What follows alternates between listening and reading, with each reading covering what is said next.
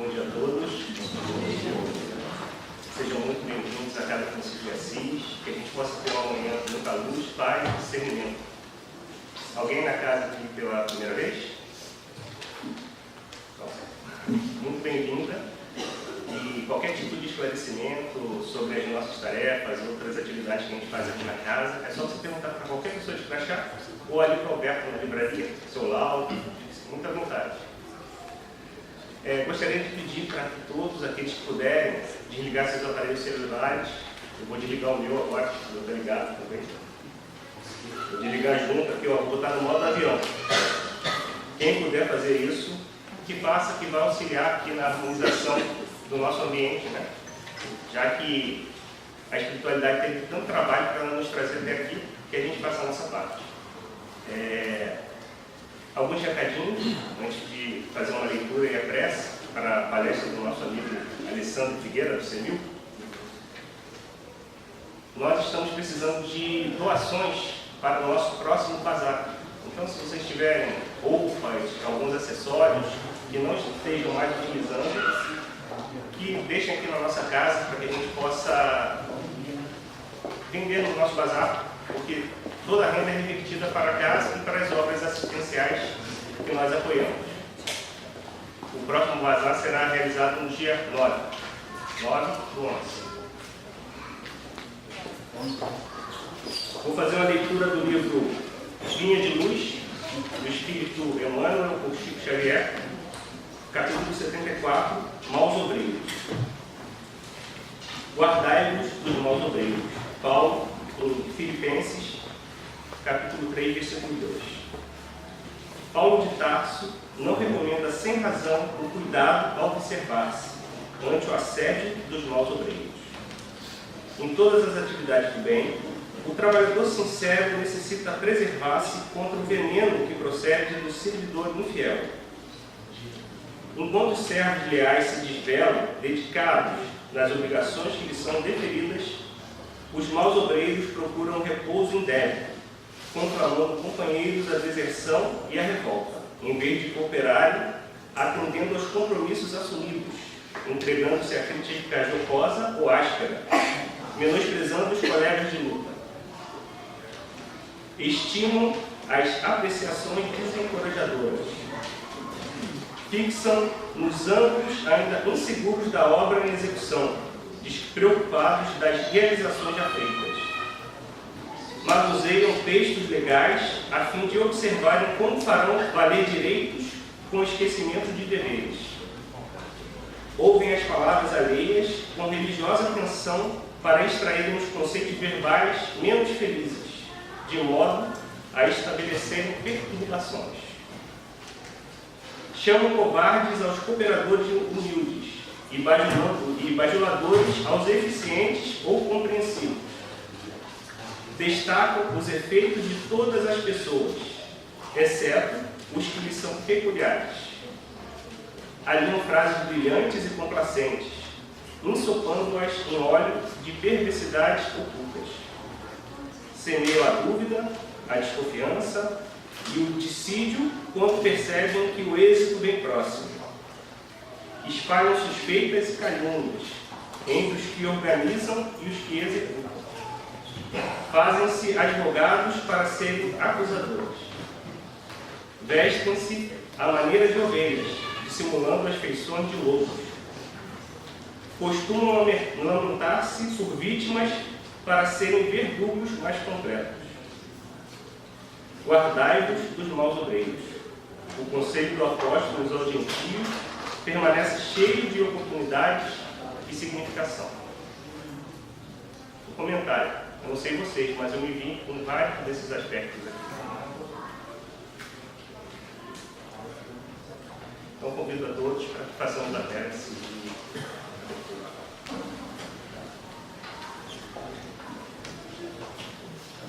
Um pensamento com Deus, aos nossos mentores, ao nosso anjo guardião.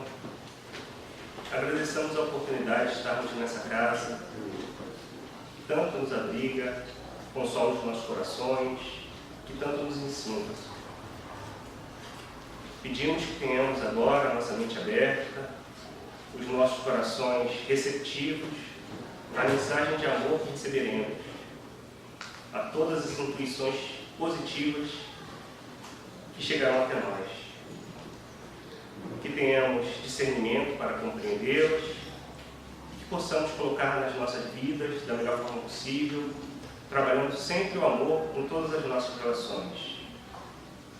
Pai amado, que ao sairmos daqui, possamos ter boas palavras a todos aqueles que aparecerem nas nossas vidas, e possamos ser mensageiros de Tua paz. Esteja conosco, Senhor, hoje, amanhã e sempre. Que assim seja. Então agora convido a Alessandra Figueira, nosso amigo do Civil, nos conduzir. Você faz a palestra? A palestra clássica.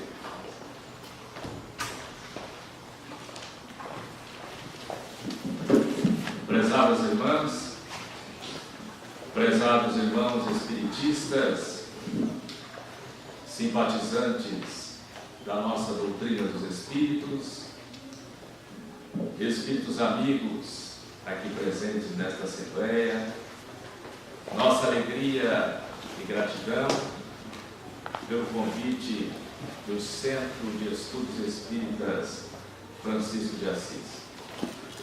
O mês de outubro é profundamente evocativo à família espírita, pois que nos traz a grata lembrança do dia 3 de outubro do nascimento de Allan Kardec, o grande representante na Terra da falange luminosa do Espírito Verdade. E começamos a nossa exposição citando Amaral Ornelas, que pela psicografia mirífica de Francisco Cândido Xavier exalta e codificador gratidão a Allan Kardec. Trouxeste, Allan Kardec, a longa noite humana, Cristo em nova luz, revivecida aurora, e onde estejas serás, eternidade afora, a verdade sublime em que o mundo se humana. Em teu verbo solar a justiça se ufana, de aclarar consolando o coração que chora. A fé brilha, o bem salva, a estrada se aprimora, e a vida além da morte esplende soberana. Escuta a gratidão da terra em toda parte, a alma do povo freme, canta ao relembrar-te a presença estelar e a serena vitória. Gênio, serviste, herói, exterminaste as trevas. Recebe com Jesus, na bênção em que te elevas, nosso prêmio de amor nos tributos da história. O emérito espiritista de Taubaté, Silvino Canuto Abreu, brindou-nos com uma pérola na literatura espírita, quando na década de 1950, através do jornal, que era o órgão de unificação da União das Sociedades Espíritas de São Paulo, escrevera um folhetim novelesco intitulado Livro dos Espíritos e sua tradição histórica e lendária. Em 1957, ocasião em que se comemorava o primeiro centenário do Livro dos Espíritos em São Paulo, no ginásio do Pacaembu, uma grande efeméride ali ocorreu e o conferencista destacado para a palestra da noite foi exatamente o querido Silvino Canuto Abreu. Pela sua profunda ligação com a história do Espiritismo, pelos fatos que ele nos traz, demonstrando profundo conhecimento de tudo aquilo que ocorreu na França do século XIX, uma vez que ele próprio tivera ensejo de ali residir, tendo oportunidade de conhecer pessoalmente alguns gigantes do espiritismo como Gabriel Delane, como Leon Denis, e inclusive ser portador de um espólio do codificador Allan Kardec com manuscritos, e ele trouxera para o Brasil a fim de preservar ante as guerras que eclodiriam logo mais na Europa. De fato, o que Silvino escreve magistralmente no tempo cronológico de um dia, tudo aquilo que ocorrera neste célebre 18 de abril de 1857, em Paris, um sábado de primavera. Naquela noite, dirá o autor do Livro dos Espíritos e sua tradição histórica e lendária, na Rua dos Mártires, número 8, em Paris, o professor Hippolyte Léon Denis Rivaio, que se cognominara Allan Kardec, e sua esposa, Amélie Gabrielle de Lacombe Boudet Rivaio, receberam em seu modesto apartamento alguns convidados com o intuito de celebrarem ali a publicação da primeira edição do Livro dos Espíritos. Os primeiros a chegar, segundo relatos do autor, foram a família Baudin. O senhor Henri Charles Baudin, que havia transferido-se recentemente a Paris, pois que residia no Rouvray, onde detinha negócios comerciais, e face à crise cafeeira na Europa, e particularmente onde ele residia, pela entrada do café brasileiro na Europa, teve que rever, ajustar seus negócios, transferindo-se para Paris, e inclusive com isso cumprindo uma profecia que lhe havia sido feita pelo seu espírito amigo Zéfiro, que se manifestava nas reuniões familiares da família Baudin. Ele chega com sua esposa Clementina e com suas duas filhas, as meninas Júlia e Caroline Baudin, a quem devemos o concurso da primeira edição do Livro dos Espíritos.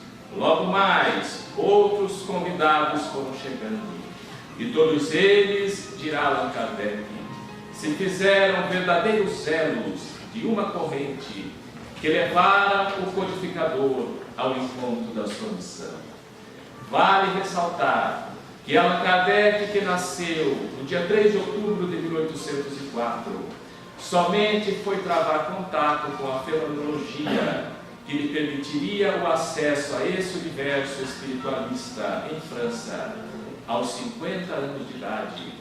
Já ao final do ano de 1854, quando ele ouvia falar pela primeira vez das manifestações que ocorriam através das mesas girantes por um amigo magnetizador, o Sr. Fortier, eram comuns naquele círculo as escolas de magnetizadores em França.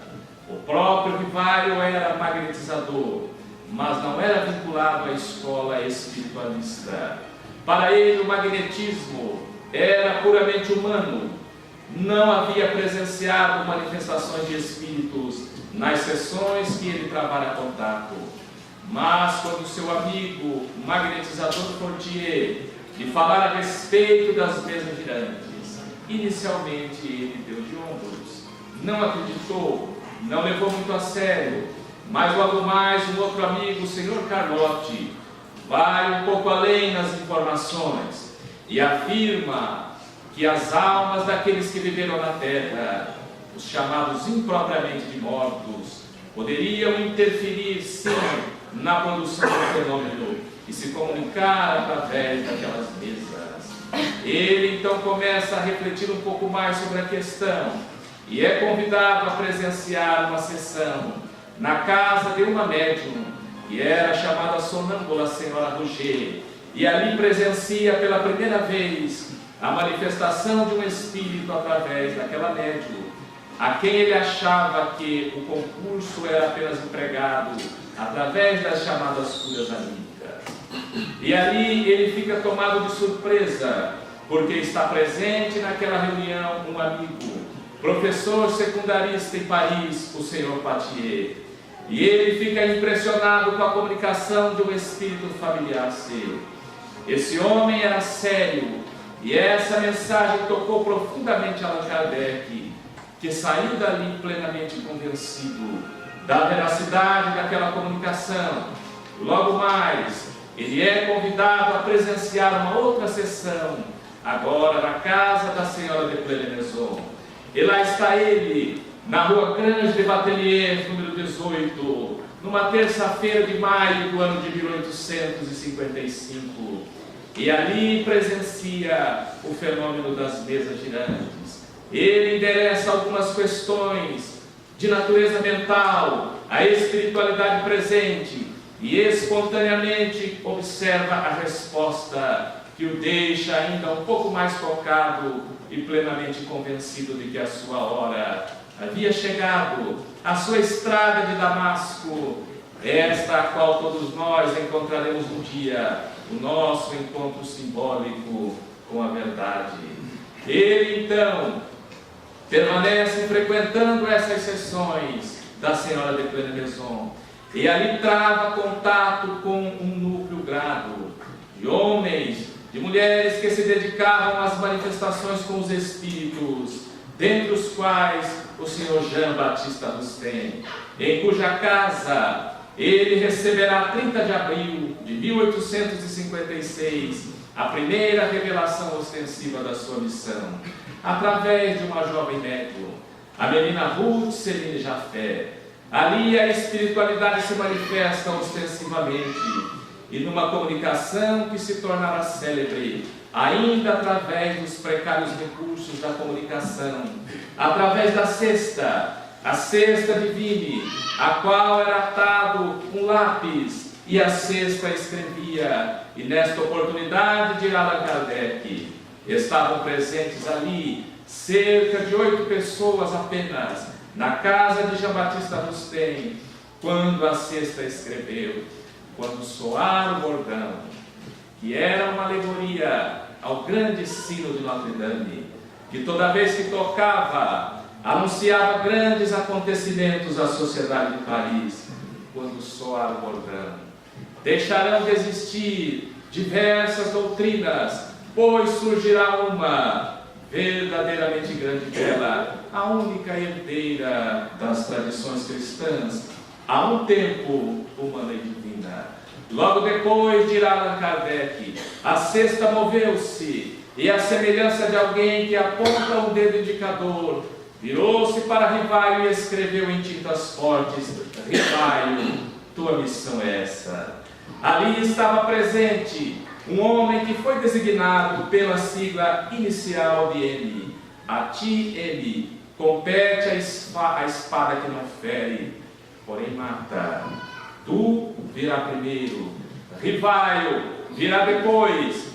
Essa personalidade foi ocultada propositalmente pelos espíritos, mas depois soubemos tratar-se da figura de Carlos Marx, que era amigo de Allan Kardec, que participava das sessões das mesas girantes, mas que estava seriamente imbuído do propósito da criação do Partido Comunista, e naturalmente transitavam em terrenos opostos, uma vez que o Espiritismo nasce com o intuito de exatamente destruir as ideias materialistas.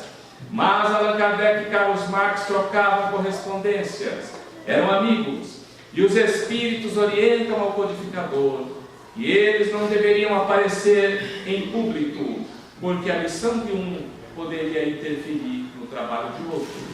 E orienta ainda mais que Carlos Marx era um homem de personalidade exaltada e assistido por espíritos dessa natureza, o que fez com que Allan Kardec tomasse cautela. Mas aí se vê a presença da espiritualidade, trazendo não somente a revelação da missão que estava reservada ao Rivaio, mas a destinação futura do Espiritismo, a sua finalidade precípua, que só seria verificada em abril de 1864. Pois que o Espiritismo nasce a 18 de abril de 1857, na sua condição filosófica, de ciência experimental, mas só chegará ao cume do seu edifício doutrinário 7 anos depois, quando ele pode ser apresentado definitivamente na sua condição de o Consolador. O nosso tema, prezados irmãos, raízes do Espiritismo, foi inspirado em Deolindo Amorim, esse grande espiritista brasileiro que durante muitos anos nos proporcionara profundas reflexões acerca do chamado exame comparado das doutrinas espiritualistas, mostrando-nos os pontos de contato existentes entre o Espiritismo e os diversos ramos do espiritualismo existentes na Terra, mas mostrando também as distinções, para que pudéssemos então mergulharmos com profundidade nas questões históricas, nas questões conceituais do Espiritismo, a fim de podermos compreender com perfeição o que de fato é o Espiritismo. Em certa oportunidade, afirmar Herculano Pires que o Espiritismo é ainda hoje um grande desconhecido dos espíritas, que muitas vezes não conhecem as suas bases profundas, a sua etimologia, a questão da precisão das palavras com que Allan Kardec se preocupou na questão de educador, filósofo da educação, diretor da Universidade de França. Allan Kardec preocupa-se com a precisão das palavras, criando neologismos ao inaugurar na Terra a nova doutrina.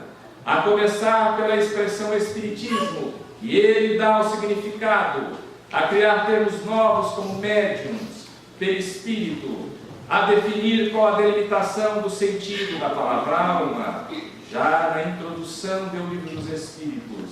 E ele abre o primeiro capítulo da magna obra, o Livro dos Espíritos, asseverando: para coisas novas são necessários novos termos. Assim o exige a clareza da linguagem, e vai discorrendo de forma magistral o seu texto, e assevera: o Espiritismo vincula-se ao espiritualismo, ao qual representa uma das fases. Entretanto, é preciso compreender como o Espiritismo se encaixa nesse grande universo que é o universo espiritualista. No outro texto, já na conclusão do Livro dos Espíritos, ele terá ensejo de dizer que o Espiritismo é tão antigo quanto a própria humanidade. E ele está presente no seio de diversas religiões, particularmente, dirá ele, na doutrina católica, que mais tocava de perto a realidade da Europa, e particularmente da França eminentemente católica. Então Allan Kardec vai buscar no ramo filosófico, científico e no campo das doutrinas religiosas elementos que estão presentes em vários sistemas que foram erigidos na história da humanidade. Ele se refere, por exemplo, às doutrinas de Sócrates e de Platão, e o Evangelho segundo o Espiritismo, onde certamente o Espiritismo também auriu elementos como a própria reencarnação, não obstante tendo a doutrina espírita uma interpretação própria acerca dessas questões conceituais. Então, dirá Kardec que o Espiritismo tem a sua força, sobretudo na sua condição filosófica. Por isso ele foi assim apresentado, mas numa comunicação de 1860, que foi publicada em Obras Póstumas, uma obra que foi editada pouco mais de 20 anos, aproximadamente 20 anos, depois da desencarnação de Allan Kardec, uma comunicação que nos chama a atenção. Ela foi assinada simplesmente assim: um espírito, obtido em Marsella, pelo médium Sr. Jorge Genuillat. O Espiritismo é chamado a desempenhar imenso papel na Terra. Ele reformará a legislação, ainda tão frequentemente contrária às leis divinas. Retificará os erros da história, restaurará a religião do Cristo, a religião natural, a verdadeira religião, a que parte do coração que vai diretamente a Deus. É a primeira vez que essa expressão religião natural é empregada. Todos nós sabemos da dificuldade do codificador em estabelecer o aspecto religioso do Espiritismo. Por isso mesmo ele foi apresentado inicialmente na sua condição de ciência experimental e de doutrina filosófica. Mas Allan Kardec, preocupado que era com a questão das conceituações, traz-nos as reflexões acerca do conceito de espírita. Afinal de contas, o que é ser espírita? Ao tempo de Kardec, muitos diziam: todo aquele que crê nas manifestações dos espíritos, por isso mesmo já pode ser considerado espírita. Essa conceituação foi sendo revista, aprimorada, pois que não basta presenciar ou acreditar nas manifestações dos espíritos para podermos titular-se espiritistas. Assim como não basta conhecer as consequências filosóficas e morais dessa doutrina, é necessário vivenciá-las. Por isso Kardec dá-nos uma classificação extraordinária em O Livro dos Médiuns acerca dos adeptos do Espiritismo, quando ele fala dos chamados espíritas experimentadores, que eram aqueles que viam no Espiritismo apenas a questão do fenômeno. O fenômeno atrai, bem o sabemos, e foi assim que a espiritualidade chamou a nossa atenção na Terra, para o grave problema da comunicação dos espíritos, da imortalidade da alma, da pluralidade das existências, enfim, das leis que compõem os fundamentos do Espiritismo. Mas não basta crer nos fenômenos para que possamos nos reconhecer como espíritas.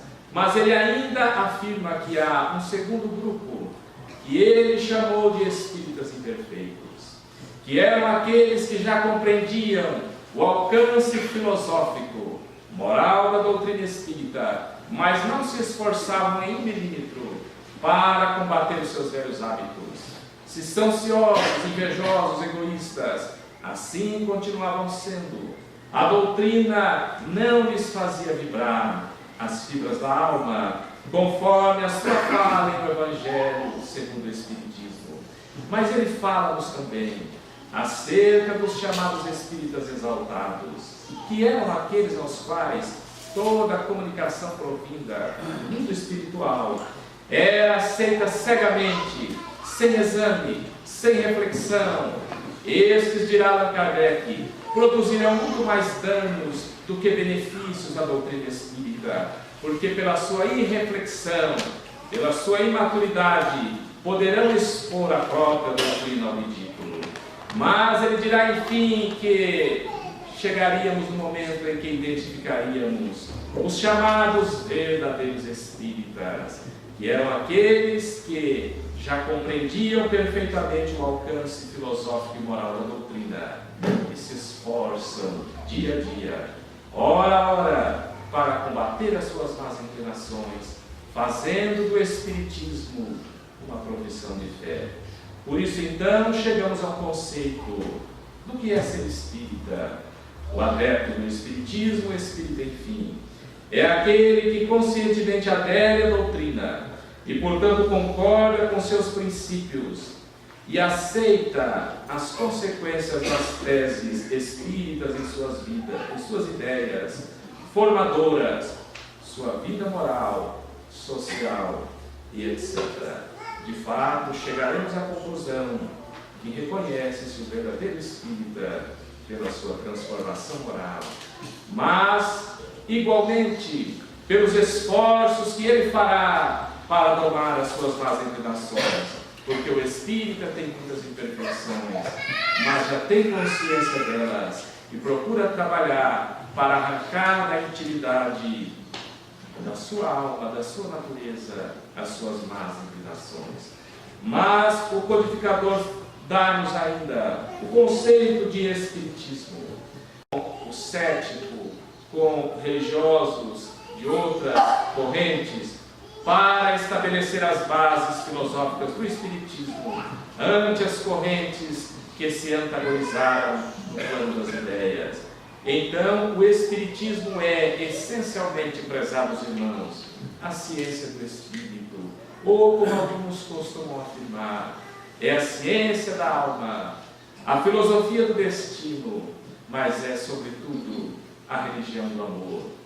E faltava ao Espiritismo deixar claro a sua condição religiosa, que foi profundamente combatida em França, no seio da própria Sociedade Parisiense de Estudos Espíritas, onde Allan Kardec talvez tenha certamente experimentado os seus maiores dissabores, conforme ele teve ensejo de relatar em carta de próprio punho, já muito próximo da sua desencarnação, referindo-se a uma comunicação que havia recebido do Espírito Verdade, logo no início da sua atividade missionária. 10 anos e meio depois, ele escreve uma carta relatando as dificuldades, os dissabores que encontrou, os espinhos, mas também o aspecto consolador da presença dos Espíritos luminosos como anjos tutelares de nossas vidas. Dirá Allan Kardec que experimentou a calúnia, fui alvo do ódio intransigente de inimigos ferrenhos, infames libelos foram publicados contra mim. As minhas melhores instruções foram adulteradas. Disseram que os meus sectários eram arranjados com o dinheiro que eu arrecadava através do Espiritismo. Fui traído por aqueles que se diziam estarem a meu favor e que, me abraçando pela frente, me apunhalaram pelas costas.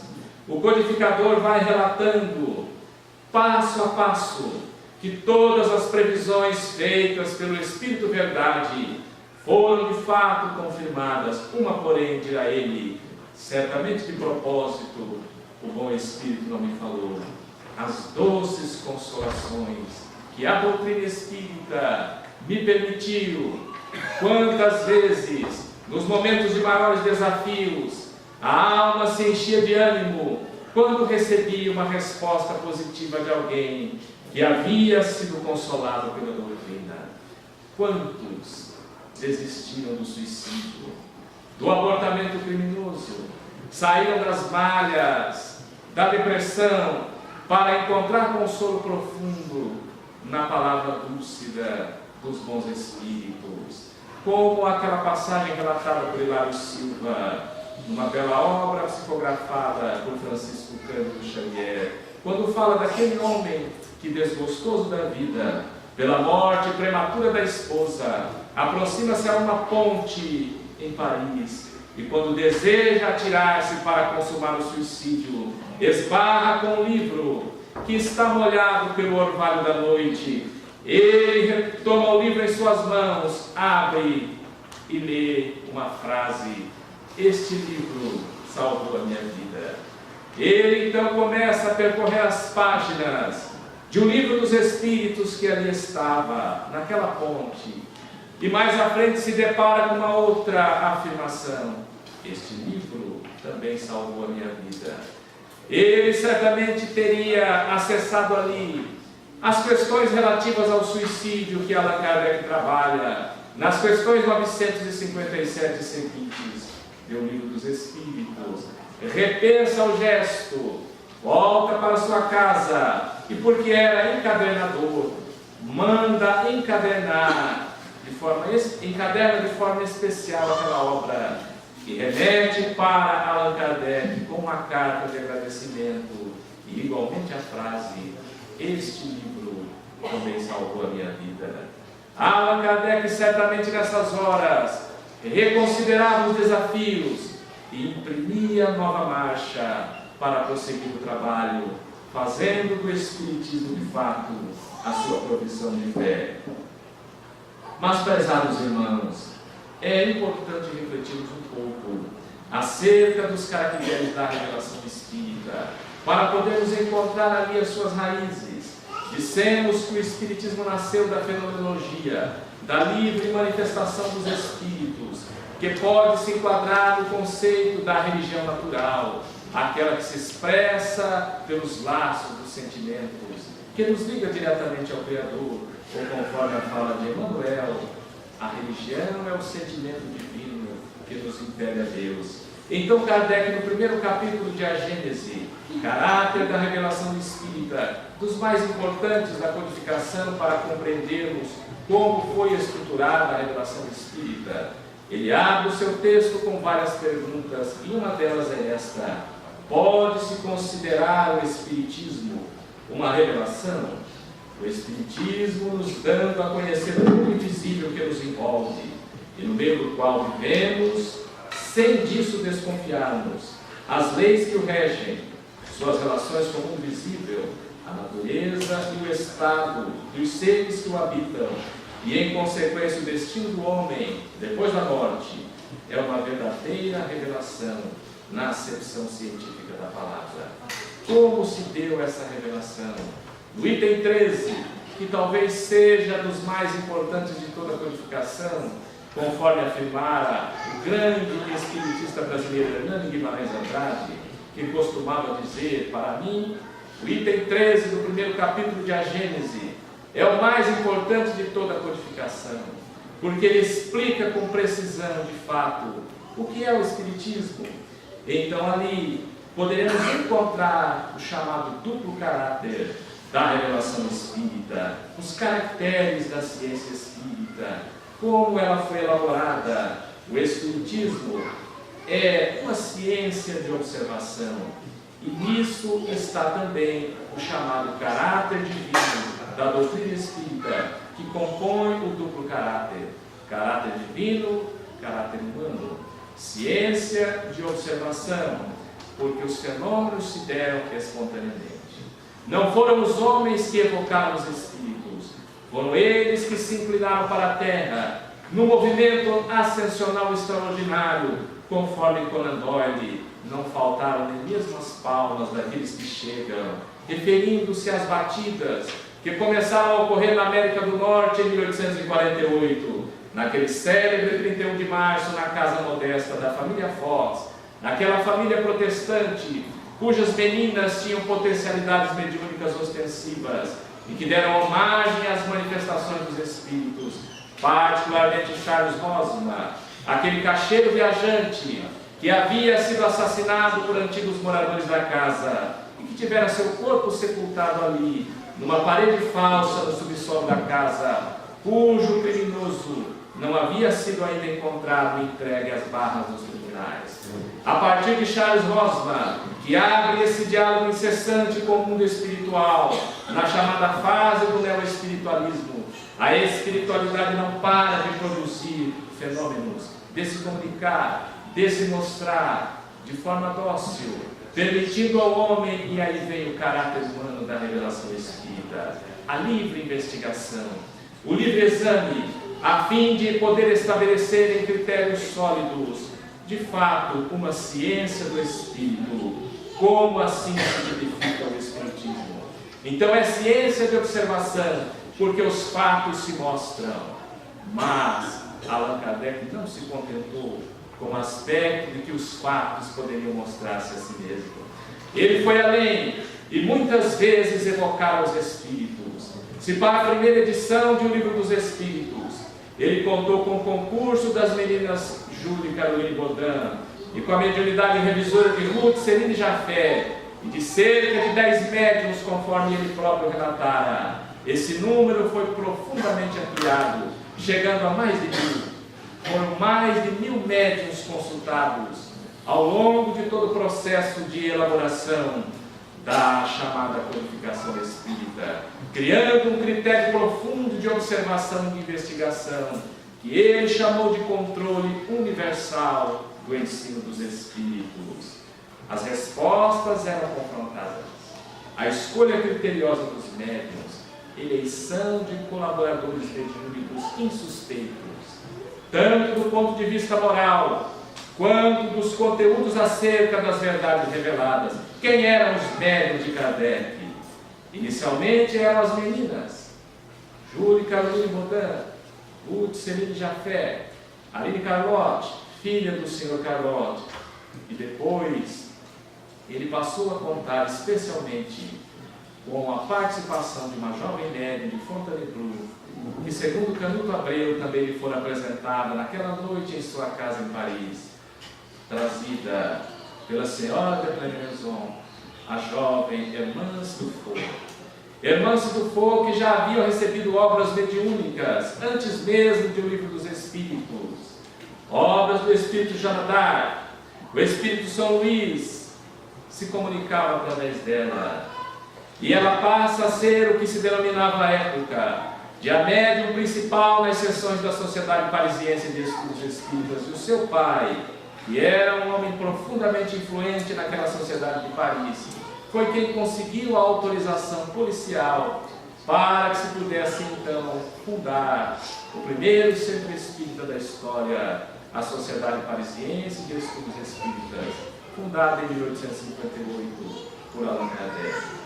Então aí vê-se que Kardec foi além do aspecto da observação, porque evocava os espíritos para dirimir dúvidas, para estabelecer o exame comparado, para descartar aquilo que tivesse inconsistência e para aceitar somente aquilo que passasse pelo crivo profundo da racionalidade, propondo-nos assim a construção de uma fé raciocinada. Esta capaz de arrostar a razão, face a face, em qualquer tempo ou lugar. Então o Espiritismo se consubstancia, sem dúvida nenhuma, na primeira ciência do Espírito da história da humanidade.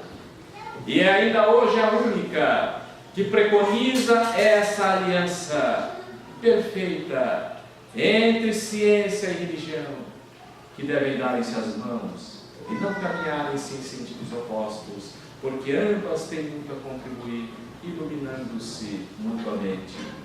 Mas o Espiritismo é esta ciência experimental, conforme dissemos, pelo caráter das evocações, pelas investigações, pelas pesquisas que se sucederam, inclusive depois de Allan Kardec, que não teve, prezados irmãos, a oportunidade de presenciar, por exemplo, o célebre período das materializações dos espíritos, que começaram depois, já na década de 1870, quando ele já havia desencarnado, uma vez que desencarnou a 31 de março de 1869.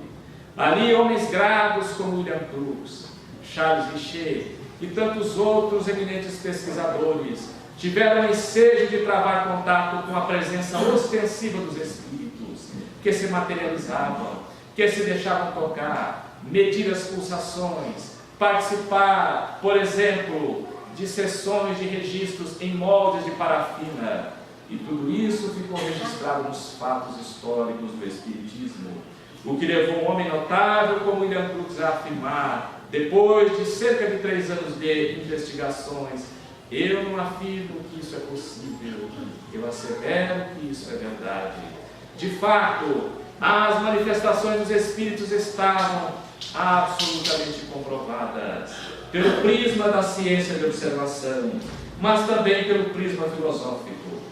Uma vez que o Espiritismo é uma filosofia livre e pensadora, a filosofia do Espírito, e encontramos no Espiritismo os elementos da filosofia. A filosofia espírita sintetiza em sua ampla e dinâmica conceituação todas as conquistas reais da tradição filosófica, ao mesmo tempo que inicia um novo ciclo dialético da moderna civilização em perspectiva.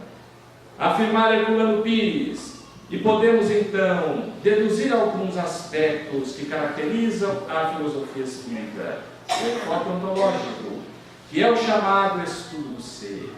O Espiritismo nos dá uma ampla contribuição nesse campo, mostrando a nossa historicidade, as nossas origens, todo o trânsito do princípio espiritual que mergulha na matéria e que vai evoluindo para culminar com o fatalismo da evolução, que encontra ressonância na fala de Jesus: ser perfeito, quão perfeito é o Pai Celestial. Então, naquela saga evolutiva, que podemos dizer com André Luiz, do átomo ao arcanjo, o princípio inteligente se elabora, se desenvolve, se dinamiza, até ressumar no período da razão, no chamado pensamento contínuo, levando cerca de 1,5 bilhão de anos, conforme André Luiz em Evolução em Dois Mundos, nesta saga evolutiva extraordinária, forjando a sensibilidade, o instinto, forjando, sobretudo, os pródromos do sentimento, que é o corolário das nossas atribuições humanas, que é o amor. Esse que, conforme Jesus, cobre a multidão dos pecados. Mas ele nos dá ainda o enfoque do conhecimento, o enfoque gnoseológico. O Espiritismo talvez seja uma espécie de grande síntese do conhecimento humano. Se pegarmos os seus sistemas e observarmos a perfeita correlação entre as partes, veremos o alcance das suas consequências. Onde toca o Espiritismo, um amplo conhecimento humano é, sobretudo, o Espiritismo. Mas não podemos nos deixar de referir ao chamado enfoque antropológico, o estudo do homem, tanto em sua dimensão individual como social. O Espiritismo nos dá uma educação precisa, não somente para a formação do homem terreno, da mulher terrena, mas do ser espiritual. Porque os seus princípios não são para o aqui e o agora, são para a eternidade. Porque ele nos ensina a amealharmos aqueles tesouros aos quais reportar Jesus. Os ladrões não podem roubar, e a traça nem a ferrugem podem consumir. Então o Espiritismo é um agente profundamente transformador. Isso nasceu das mãos hábeis do filósofo da educação, Allan Kardec, que houvera a única inspiração em Pestalozzi, que vinha transformando a escola na Europa, e também muito influído pelas ideias de Rousseau, que eram evidentemente muito em voga na época. Mas a finalidade principal do Espiritismo, meus irmãos, é sem dúvida nenhuma ser o consolador coletivo. É restaurar os erros da história do seio do cristianismo. É apontar-nos Jesus como modelo e guia. É propor ao homem a possibilidade de dialogar diretamente com o Criador, sem a necessidade de intermediários, trazendo-nos um novo conceito de religião, conforme a fala do Espírito em Marsella. Uma religião natural, que parte do coração e vai diretamente a Deus, mas é também uma religião revelada. É uma religião que atende os dois pré-requisitos filosóficos daqueles que estudam profundamente a natureza da religião. E os seus caracteres se expressam na seguinte trilogia.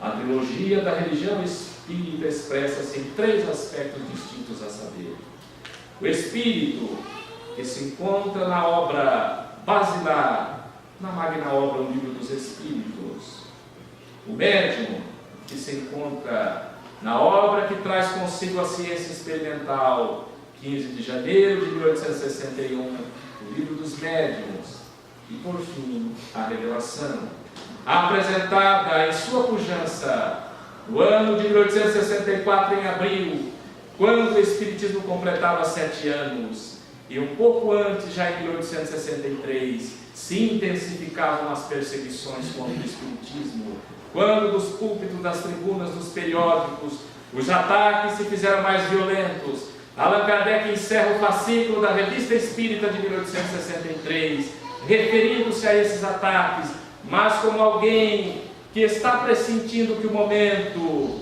tão aguardado estava próximo, que era o momento da revelação que ele aguardava do mundo espiritual para consumar a obra que elaborava em sigilo absoluto, trabalhando 16 horas por dia em seu retiro em San Andrés. Desde setembro de 1863, Allan Kardec aguardava uma ordem do mundo espiritual para dar publicidade às páginas do Evangelho segundo o Espiritismo. E ela chega em janeiro do ano seguinte, através daquela célebre comunicação do Espírito Verdade, que foi colocada como prefácio do Evangelho segundo o Espiritismo, porque sintetiza a um tempo o caráter da obra e o caráter da doutrina espírita. Na manhã do dia seguinte, 16 de janeiro de 1864, Allan Kardec procura o editor e amigo Didier e entrega os manuscritos da obra, pedindo a ele que procurasse apressar a edição. Ele então observa que a obra não tinha um título, e Kardec lhe diz: componha primeiro, enquanto isso meditarei um pouco mais. Quando a obra estava para vir a lume novamente o editor: precisamos de um título. Aí está o Evangelho Espírita, mas a regra canônica assevera que os evangelhos são sempre segundo Marcos, segundo Lucas. Esse é o Evangelho segundo o Espiritismo. Entretanto, informado que estou acerca das perseguições do clero, colocaremos como título Imitação do Evangelho. E assim foi publicada a obra Imitação do Evangelho, e já no mês seguinte a obra foi entregue ao Índex da Igreja Católica. E as perseguições que haviam começado mais ostensivamente em 1861 com o Auto de Fé de Barcelona, dando início a um período que Allan Kardec chamou de período de lutas, chegavam agora no seu ápice. De fato, havia se estabelecido claramente a distinção, os terrenos opostos em que transitavam o Espiritismo e o Catolicismo, mas o Espiritismo agora estava apresentado em seu esse aspecto. Se tínhamos de um lado a ciência experimental, a filosofia, tínhamos agora a cúpula do edifício doutrinário do Espiritismo, expressando-se, portanto, nessa trilogia. Mas é o Espiritismo a religião natural, aquela que indica que o homem traz consigo desde a sua origem a ideia superior, a ideia da existência de um ente superior, mas também se identifica, conforme dissemos, no conceito de religião revelada, que é um conceito que está relacionado com questões que o homem não pode descobrir por meio da inteligência, nem com o auxílio dos sentidos, e cujo conhecimento lhe dão Deus ou os seus mensageiros, quer por meio da palavra direta, quer pela inspiração.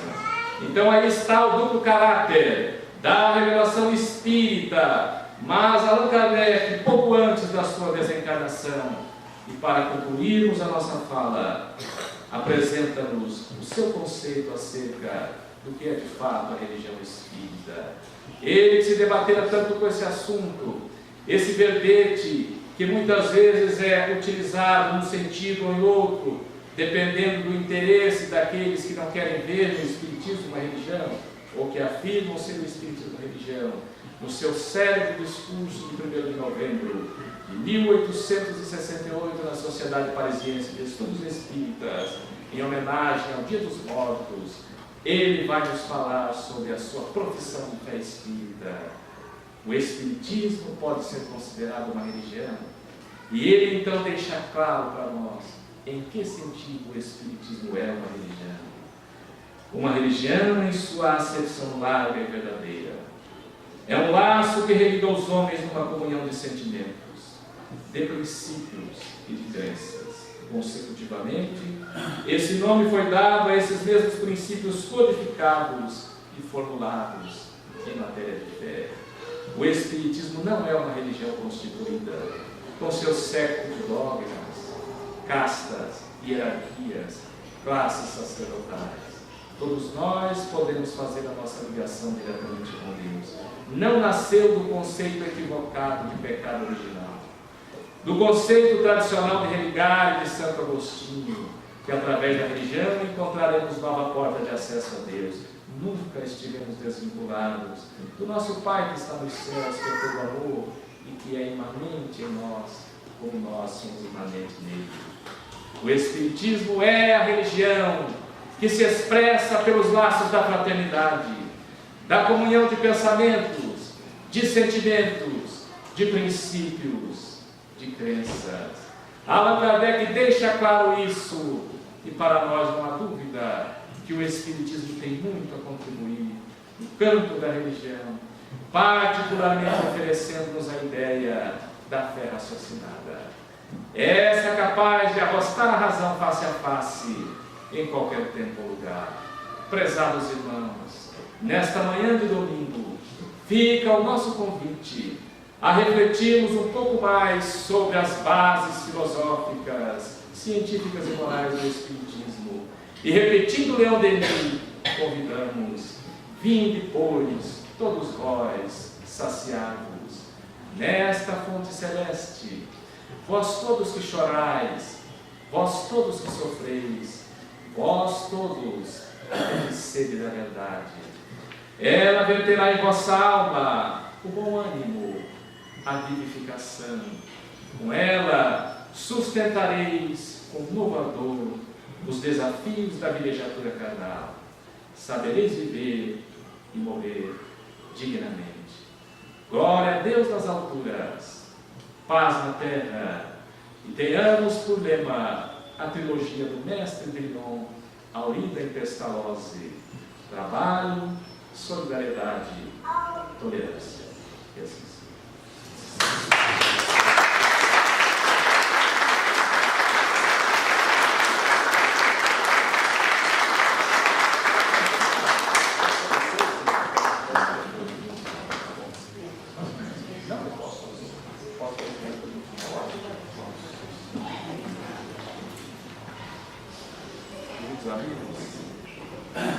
Queridos amigos, convidamos a todos a nossa prece. Convidamos a todos então a nossa momento de oração. Agradecemos imensamente o convite do nosso Sidney, em quem cumprimentamos os trabalhadores dessa belíssima instituição, que é o Centro de Estudos Espíritas Francisco de Assis, da nossa União Regional Espírita Norte. Congrega cerca de 40 instituições espíritas, dentre elas a nossa Casa Espírita Missionários da Luz e a Casa de Apoio Mancheira, onde nós estamos mais diretamente vinculados no município de Cromona. Há 40 anos essa instituição é mantida pelo Missionários da Luz, atendendo crianças em regime de contraturno escolar, atualmente um pouco mais de 60, cumprindo também uma outra máxima do Espiritismo, que é: fora da caridade não há salvação. Oremos então. Pai Celeste, Criador, fonte sublime de sabedoria, de justiça, de bondade, rogamos a Ti, Senhor, que nos auxilie dia a dia, hora a hora, em nossa jornada na terra, a encontrarmos a verdade que buscamos, tendo como bússola de nossas vidas a formosa doutrina espírita, que é o Consolador, que repete Jesus asseverando: vinde a mim, todos vós, que estáis cansados e aflitos, tomai sobre vós o meu fardo, recebei o meu jugo, e aprendei comigo, que sou brando, humilde de coração. Ó Jesus, que possamos de fato conduzir nossa vida, mirando-se no seu exemplo de amor, que transcendeu os limites da compreensão humana da época e acolhia a todos indistintamente, com tolerância, com compreensão, com fraternidade. Que possamos então nos identificarmos como cristãos, por muito nos amarmos, conforme preconizou o Mestre, tendo como pedra angular a fraternidade, que será a base do edifício do futuro da nova ordem social.